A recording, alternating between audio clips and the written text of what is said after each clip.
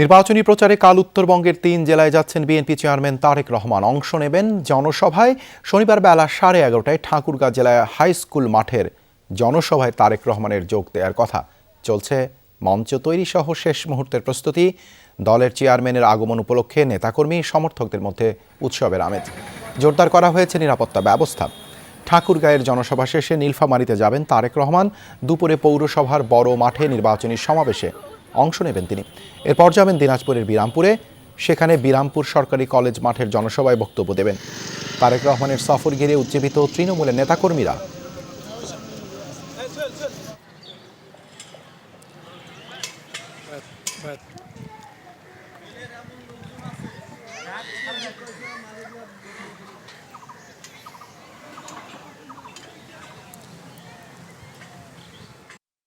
এই সফর যেহেতু দীর্ঘ 20 বৎসর পর অনুষ্ঠিত হতে যাচ্ছে, কাজেই দিনাজপুরের মানুষের বিশেষ আগ্রহ, উচ্ছ্বাস, আবেগ কাজ করতেছে।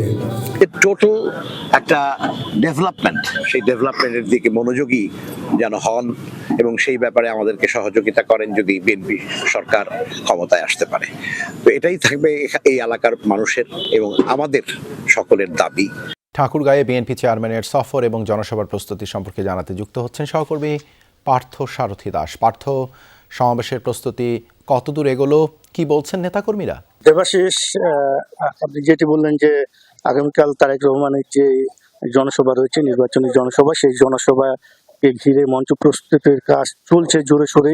আমি একটু দেখানোর চেষ্টা করব। ঠাকুরগাঁও সরকারি বালক উচ্চ বিদ্যালয় যে মাঠ রয়েছে, সেই বড় মাঠে মঞ্চ প্রস্তুতির কাজ চলছে এবং এই দীর্ঘ প্রায় 23 বছর পরে দলটির চেয়ারম্যান তারেক রহমান ঠাকুরগাঁয়ে আসছেন এবং তাকে ঘিরে এবং সামনে নির্বাচনকে ঘিরে নেতাকর্মীদের মধ্যে বেশ উচ্ছ্বাস উদ্দীপনা দেখা যাচ্ছে। এবং ঠাকুরগাঁয়ের যে 5টি উপজেলা রয়েছে, সেই 5টি উপজেলার থেকে এখানে অনেক নেতাকর্মীরাই এখানে উপস্থিত হবেন এই জনসভায় এবং আশা করা যাচ্ছে যে দলটির যে চেয়ারম্যান রয়েছেন তারেক রহমান, তিনি কালকে বিভিন্ন দিক নির্দেশনা দিবেন নির্বাচন। ধন্যবাদ পার্থ আমাদের সাথে যুক্ত হবার জন্য।